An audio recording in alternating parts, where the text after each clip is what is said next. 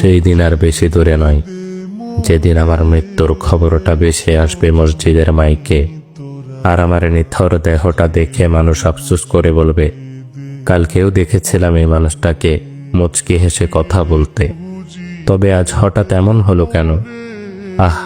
মানুষটা বড্ড ভালো ছিল। কারো কারো হয়তোবা চোখের কোণে অশ্রু জমবে, আবার কারো কারো চোখ থেকে হয়তোবা 2 ফোঁটা জলও গড়িয়ে পড়বে। আবার অনেকেই খুশি হয়ে বলবে, যাক, ভালোই হলো, আপদটা বিদায় হয়েছে। বেঁচে থাকতে কি কম জ্বালিয়েছিল? ব্যস্ততার কারণে আমার অনেক কাছের মানুষরাও হয়তোবা আমার জানাজায় উপস্থিত হতে পারবে না।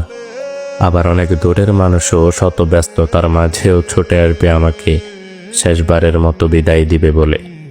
লুকিয়ে থাকবো আমি 3 টুকরো সাদা কাফনের আড়ালে। কেউ কেউ ছুটে আসবে আমাকে শেষবারের মতো একটুখানি দেখবে বলে। আবার কেউ কেউ আমার মৃত্যুর সংবাদ শুনে দোয়া পড়াটাও প্রয়োজন বোধ মনে করবে না। সেই দিন আমার পাশে থাকা ছোট্টকাল থেকে আমায় আদর যত্নে বড় করে তোলা প্রিয় মানুষগুলো বলবে, লাশ বেশি সময় ধরে ঘরে রাখতে নেই, তাড়াতাড়ি নিয়ে চলো। দাফন কার্যে অত বেশি দেরি করতে নেই।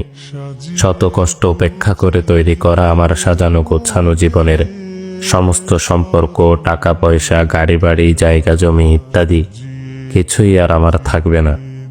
এমনকি দিন কয়েক পর হয়তোবা আমার অস্তিত্বটুকুও হারিয়ে যাবে মরুর ধূলিকণার মতো। তারপরও কেন জানি আমার অহংকার, সম্পদের লালসা, ক্ষমতার তৃষ্ণা ইত্যাদি যেন দিন দিন বেড়েই চলেছে। একদিন আমার মৃত্যু হবে, আর সবকিছুই ছেড়ে চলে যেতে হবে সেই অন্ধকার কবরে।